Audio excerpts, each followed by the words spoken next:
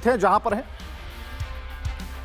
हम लोग तो वहां से निकल पड़े, मगर लैंडस्लाइड बहुत ज्यादातर जी जी वाटरफॉल हो रहा था और वेदर भी उतना क्लियर नहीं था वहां पर। जी जी।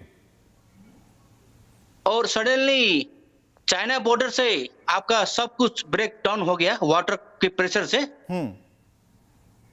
और लैंडस्लाइड और वाटर फ्लड दोनों एक साथ हो गया। तो आप लोग कहां पर थे? कितना वक्त हो रहा था उस समय? आप लोगों ने जब दूर से देखा या फिर आवाज सुनी, वो पल कैसा था जब आप लोगों ने इसे सामने से अभी देखा? भी वहां पर एक दो दोस्त हम लोग का वहां पर फंस गया है अभी भी। जी। और हम लोग वहां से निकल पड़े, उसके 2.5-3 घंटे के आसपास में ये फ्लड सब हुआ। कोई कैसी मदद मिल पा रही है? आपने इसकी इंफॉर्मेशन कहीं दी है? ऐसा कोई नंबर जारी किया गया जिससे आपको मदद मिल पा रही हो? आपका दोस्त कहां है, उसे तलाश पाने में? अभी हम लोग कॉल कर रहे हैं, उसका कॉल रिसीव नहीं हो रहा है अभी। जी जी। और फ्लड बहुत हाईली लेवल का फ्लडिंग था, वाटर फ्लड। तो वहां पर क्या राहत का बाढ़ का प्रेशर ज्यादा हो गया था? जी, राहत का काम शुरू हो गया है क्या वहां पे? राहत का काम नेपाल गवर्नमेंट ने स्टार्ट किया है, अभी देख रहे हैं हम लोग कि कहां तक जाएगा ये। अभी आप किस इलाके में हैं? अभी हम लोग नुआकोट एरिया में है अभी। यानी कि वो इलाका है जहां से ये पानी तेज रफ्तार के साथ नीचे की तरफ आया? नहीं, वो इलाका है रसुआ है। वो रसुआ की तरफ से पानी नीचे की तरफ आया। और आज भी जहां पर आप हैं वहां पर बारिश का अलर्ट है, तो क्या आसमान में अभी भी घने काले बादल हैं? जी, बादल भी है, मगर क्या है कि हम लोग पहले जा रहे थे गोसाईकुंड ट्रैकिंग पर जा रहे थे, धार्मिक यात्रा पर। हाँ। और वहां से हम लोग 2 दिन के बाद जब बैक हुए जी, आज का दिन, तो हम लोग रसुआ होते हुए हम लोग पहला गोसाईकुंड गए, उसके बाद धुंचे में स्टे किए। धुंचे मीन्स रसुआ डिस्ट्रिक्ट है नेपाल का। जी। उसके बाद आएगा नुआकोट डिस्ट्रिक्ट और धादिंग डिस्ट्रिक्ट। कितने लोगों का जत्था था आप लोगों के साथ? कितने लोग थे? हम लोग ज्यादा नहीं थे, हम लोग 4-5 लोग थे, उसमें एक दोस्त फंस गया, बाकी सब निकल पड़े हम लोग। बाकी लोग सुरक्षित? हम लोग सेफ हो गए। और 2-3 घंटे के आसपास से हम लोग चल बसे वहां से। उसके बाद हुआ है सब, फ्लोटिंग हुआ, बाढ़ी सब कुछ आ गया।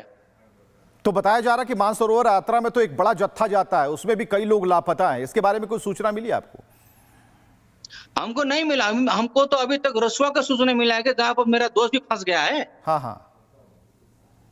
अभी नेपाल गवर्नमेंट ने फुल्ली हाई अलर्ट किया है उस जगह पर जहां पर वाटर फ्लड हुआ है, रसुआ, नुआकोट, धादिंग और चितवन। तो फिर आप लोग को और आगे की तरफ जाना होगा, तो क्या वहां के लिए रास्ता क्लियर है या फिर वहां भी आप लोगों को बताया गया है कि अभी रुकना होगा वहां पर?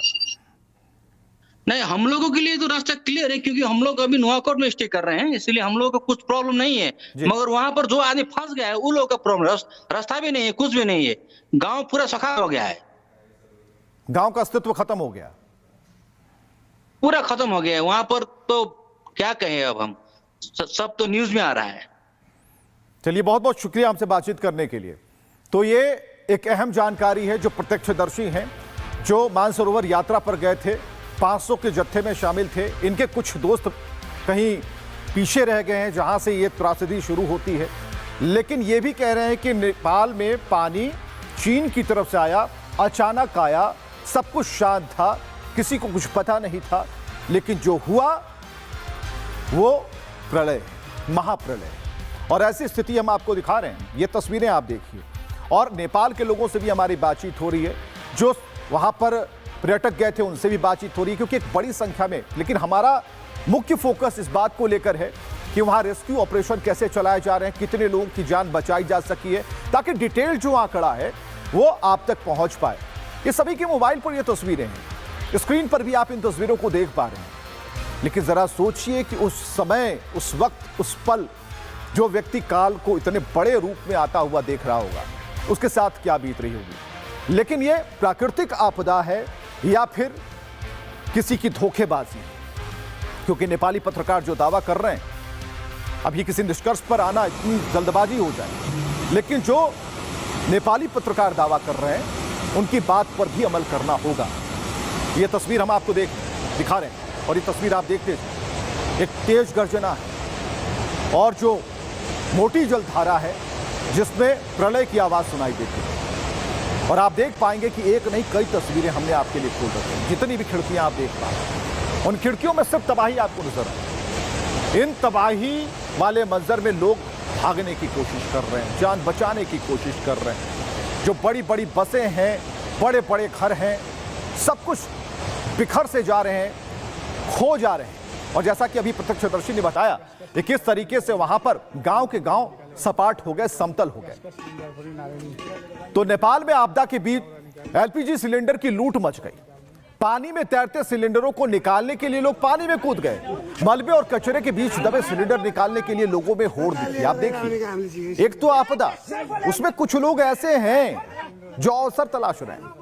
जो घरेलू गैस सिलेंडर है उन्हें लूटने की होड़ मच गई, पानी में लोग कूद गए। तो ये भी अपने समाज में कई तरह के लोग हुए। उसमें से कुछ लोग ये हैं जिन्हें लोगों की जिंदगी से पहले अपनी जरूरतें, अपना स्वार्थ नजर आता है। ये सही नहीं है, लेकिन इन्हें समझाए कौन?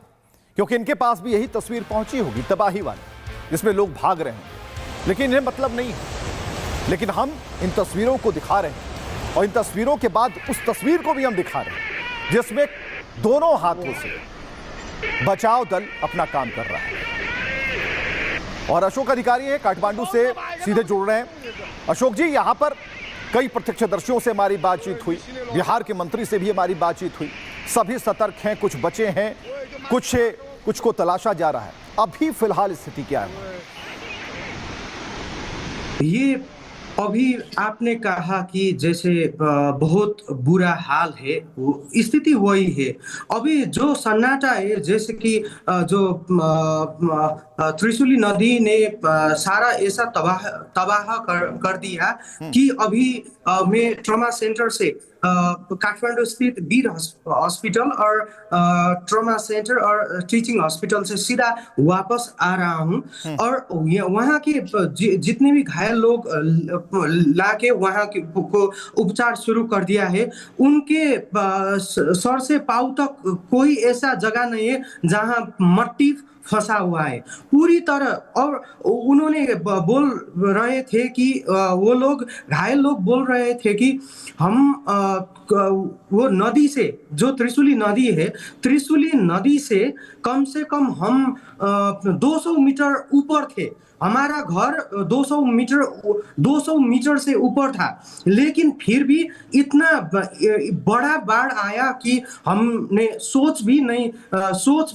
भागने का तो समय ही नहीं बचा, लेकिन सोचने कि वो उस टाइम की सोचने का टाइम ही नहीं मिला कि अब क्या करें ऐसे। और वो 5 मिनट का जब दौरा था, जो बाढ़ का, जब ढेर सारे मलबा और बाढ़ में जो गिगरान आया और मिट्टी के साथ ढूंगा, मतलब पत्थर कंकड़ भी बे जा रहा था। तो ऐसा स्थिति हमने इससे पहले कभी नहीं देखा था। तो ऐसा स्थिति है कि अभी जहां से त्रिशूली नदी का बाढ़ का जो रास्ता गुजरा, वो जगह कम से कम 300 से 500 तक मीटर ऊपर तक वो सारा, अभी वहाँ कुछ भी नहीं है। ऐसा खबर आ रहा है कि नुआकोट से वो बाढ़ का जो चपेट में आया था, वहाँ कम से कम 200 से ज्यादा विद्यार्थी लापता है। वहाँ का एक स्कूल सारा एक ही बार बाढ़ के चपेट में आया, वहाँ से विद्यार्थी भी बाढ़ के चपेट में पड़ गए। जितने विद्यार्थी थे, कुछ स्टूडेंट ने तो अपना जान जुगाया, लेकिन बहुत सारे ऐसे खबर आ रहा है कि मैंने प्रमुख जिला अधिकारी सीडीओ से भी बात किया था, लेकिन अभी जो पिक्चर है, जो तबाह का पिक्चर है, वो बहुत बड़ा पिक्चर है। ऐसा नेपाल में कभी नहीं हुआ था। इससे पहले सिंधु पाल्चोक में भी ऐसा आया था, लेकिन वो 50 मीटर से। यहाँ पर एक और जानकारी आपसे चाहेंगे कि जो नेपाली जर्नलिस्ट है, पत्रकार है, उनका एक दावा सामने आ रहा है। उनका ये कहना है कि ये चीन की तरफ से बिना सूचना के पानी छोड़ा गया, जिस वजह से इतनी बड़ी तबाही मची। इसमें क्या सच्चाई आ रही है? देखिए ये क्या है, बाद में चीन सरकार के तरफ से और राजदूतावास के तरफ से कुछ बयान आएगा। लेकिन अभी का जो परिस्थिति है, मैंने जो ग्लेशियर लेक के बारे में, हिम नदी के बारे में, हिमताल के बारे में जो रिसर्च कर रहे हैं यहाँ के जो बहुत बड़े विज्ञ लोग हैं, उनके साथ मैंने बात किया था। तो वो कह रहे थे कि ये चीन से पानी छोड़ने का और वहां से बाढ़ आने का कारण नहीं हो सकता है। ये सीधा वहां से बाढ़ आने के बाद हिमताल विस्फोटन होने के बाद ही ऐसा आया। ये नेपाल की तरफ चीन चलिए, इस पर भी सरकार और की तरफ से जानकारी हम लेते रहेंगे। बहुत बहुत शुक्रिया।